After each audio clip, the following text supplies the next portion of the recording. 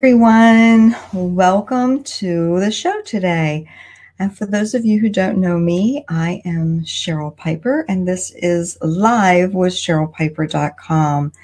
And today I thought, I have a lot of blog articles that I've written throughout the years that are on my other website. And I thought, hey, I thought I'd talk about one of those today. And this article was entitled Create Your Heaven or Create Your Hell. And, we're going to go ahead and move through and explore this idea. And I'd love to hear your thoughts on it. Let me know, put your questions down in the comment area so we can talk about them. For those of you who are joining me live, thanks. Oh, hi, Christina. Thanks for joining. And for those of you who are catching me on the replay, great. Go ahead and put your comments in as well, because I'll respond to those also. So again, we're going to be talking about create your heaven or create your hell. That's the name of the show today. And as I said, this is one of my blog articles. I want to say I probably wrote this blog article about... thank you so much, Christina. Christina's saying she's saying hi, and she's saying it's so good to hear your voice. And the topic of the day, Christina's joining us from Ireland. So welcome so much, Christina. And so I wrote this article, I want to say it was about 4 years ago, maybe. And I thought, this would be a good subject for a lot of the things that we've been talking about lately. So I will put the link for the article, which is on my other website, alchemyholisticlifecoach.com. And that's kind of where I have a lot of information that I've worked with over the past 3-4 years. And also my blog is on that website. So creating your heaven, creating your hell. What do you think of when I say something like this? And Christina's saying, heaven for me, thank you. Yes, I think a lot of people would agree with that. And so that's what we're going to talk about today. So, do you feel like that you are in control of this at all? Do you feel like that you can do anything about creating your heaven in this space on earth, or that you're responsible for creating your hell in this spot on earth? And so we're going to explore that. And also the state of mind. Do you think you have control over your state of mind and how that you're going to choose to view things? So some of the things that I wrote in the article are just talking about how I see so many people in so much pain. And, they're angry, they have resentment. And this is a big one, demanding to know why things have happened the way they have. And one of the things I talk about in the article in reference to this, demanding to know why something has happened, I hear people saying things like, well, if I only knew why this happened, then I could move on. If I only understood why these things are going on, then I can move on. And one of the things that I brought up in the article is, well, what if mystery were the answer? Sometimes things happen and we're not going to get an answer as to why they happened. What if mystery is the answer and we need to find a way to move forward, not knowing why something happened the way it did? I'm looking over here at my comments just for a second because Christina, she's just being awesome. I think of my health, my happiness, and my wealth. Also in loving relationships, Christina is commenting here. Thank you so much. That is so important. And, talking about what if mystery were the answer. Those of you who have been watching me know I talk about this hindsight moment. And here's a perfect example of a hindsight moment. We could stay stuck in a situation and just demanding to know, I just need to know why this happened. I just need to know why this is going on in my life. If someone could just explain why, then I can move forward. Well, those type of demands almost energetically, and just in my opinion, create a situation of keeping you stuck and keeping you in a space of maybe mystery really is the answer. And we need to find a way, like I said before, to accept whatever that situation, event, challenge, whatever it was that came up in your life. If mystery is the answer to that question, then we need to find a way to accept and move forward.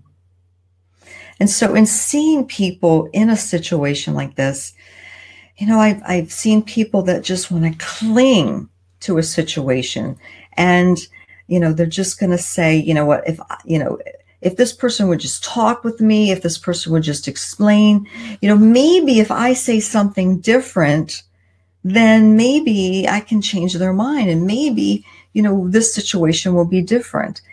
And, creating these type of situations for ourselves. And what I see in this is, I say, what kind of torture is this? Because we're actually creating torture in our life. We're creating torture in our mind and in our being. Is there any peace to be found here in this situation? Asking that question in these moments can help to shift our energy. Because if we are just digging our heels in and demanding to know why something happened, I'm not going to move forward. I'm not going to move past it. I'm going to stay right here and hold on to this until someone explains why. Well, first of all, what that does is it keeps us trapped in the past. And how many times have we known people who talk about situations that maybe happened 5, 10, 20 years ago, and they speak about them as though they just happened yesterday. Boy, it's just fresh and alive, and they're feeding their energy, their precious, precious life force. They're feeding into this perception, this disempowering perception. I mean, it's something that happened so long ago. And Christina, that's a good point. The deeper you get in, the harder it is to get out. Thank you so much, Christina, because that's exactly what we're saying here. It's exactly what we're discussing. Because so many times people get attached to, we can get attached to a situation and dig our heels in.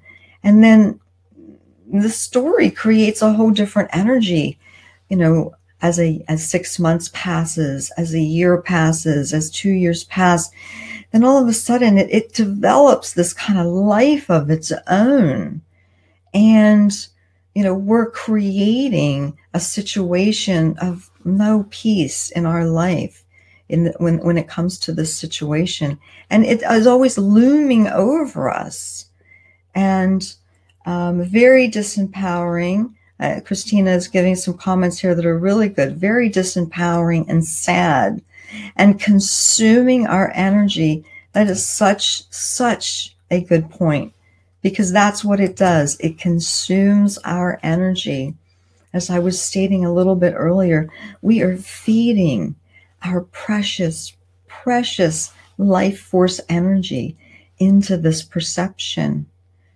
And in coming to that space of forgiveness in whatever happened and moving forward past that situation, it lifts us. It creates this, you just feel lighter. That's the only way to describe it, is when you sit down and let go of all of this luggage that you're carrying around, that is just this tremendous weight on you. I understand. You know, I've been there. I go there. We all go there. These are the challenges and the lessons that we have in our life.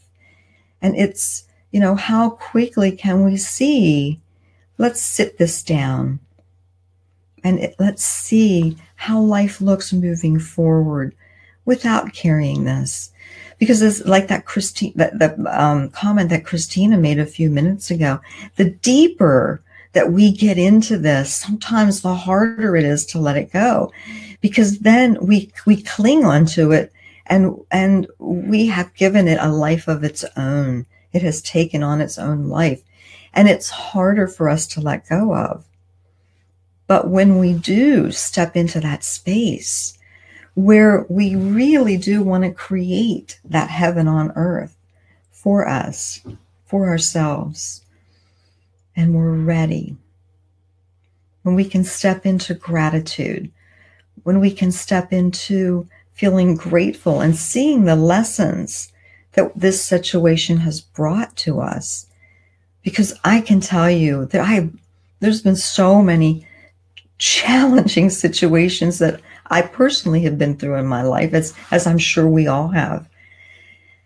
Boy, when I was in the thick of it, it's a little hard to hold your energy and to say, I'm going to continue to send compassion and kindness into this, because when we're in the thick of it, boy, we're down in it, aren't we? And we really can't see what's ahead for us. We can't see, what that's going to bring for us in the future. But in stepping into that space of gratitude and compassion and being willing, that's such a huge word right there, being willing to let it go, being willing to step into another life, and stepping into that courage. Because, boy, when you step into courage, you do shift and create a new energy. And that doesn't mean that you're not afraid. That doesn't mean that this thing that happened to you wasn't devastating and that, you're not filled with fear. It means that even though you're filled with fear, there's something inside of you pushing you into that stage of making a change, stepping into courage, and that shifts that energy for you. And when that happens, wow, it really can bring a whole new world for us. How many times do we see situations where perhaps two people experience the same situation, but yet they react to it completely differently? And this comes down to our perception. This comes down to how we're going to choose to view the world. Are we going to choose to view the world living in a grateful, compassionate, kind, loving space and creating that heaven for ourselves and those around us? Or are we going to choose to step into pain, to step into the demanding of why things happen, the demanding of needing to know, or trying to control the situation, or trying to control another person? All of those things, if we really stop and think about it, is there peace to be found there? This is my question I ask myself when I step into these situations. Is there any peace to be found here for me? And if all I'm going to do is step and put myself into conflict, put myself into something painful, I'm going to choose. And here we come to that space of choice. I'm going to choose another route. I'm going to choose to take this road instead of that road, because I can only be responsible for myself. I can only control me. That's it. This is the energy that we have power over, is us. And that's why I come on here a couple times a week. That's why I come on here to talk about these things, because we need to take our power back and stop leaving it all over the place, when disempowered perceptions. We need our life force energy. We need that in our space to help us to move forward in a peaceful way and to create peace around us for those that are in our lives. Because that's why we're here. We're all connected, and it's all about stepping into our power, stepping into that space. So those are the things I wanted to chat about today. I had a lot of great conversation with Christina and a few other people that are on here. I appreciate that. As I say, those of you who are catching the replay, please put your comments in as well. And as you know, my next show is Wednesday, and that's interview day. And I am so excited. I love doing interview day. And I am interviewing a new friend of mine, Christina Thoth. And Christina is coming. She's going to be coming to us on Wednesday from Ireland, from the Emerald Isle of Ireland. And Christina's mission is really to help empower women and bringing them into that space. And also, we're going to be talking about oxytocin. Christina loves to talk about that power and the importance of oxytocin in our lives. And those of you who know me and see all of my conversation talks, I talk a lot about oxytocin. So we're going to have a great talk about how we can bring and release that neurochemical of oxytocin to create that beautiful space for ourselves and those around us. Oh, Christina commented she's coming from the land of the leprechauns. That's fantastic. And so thank you so much for joining me today. I will be posting the link to this article if you'd like to read it. It'll be posted in the comments section. Have a wonderful day. Again, I'm Cheryl Piper. This is Live with CherylPiper.com. Take care.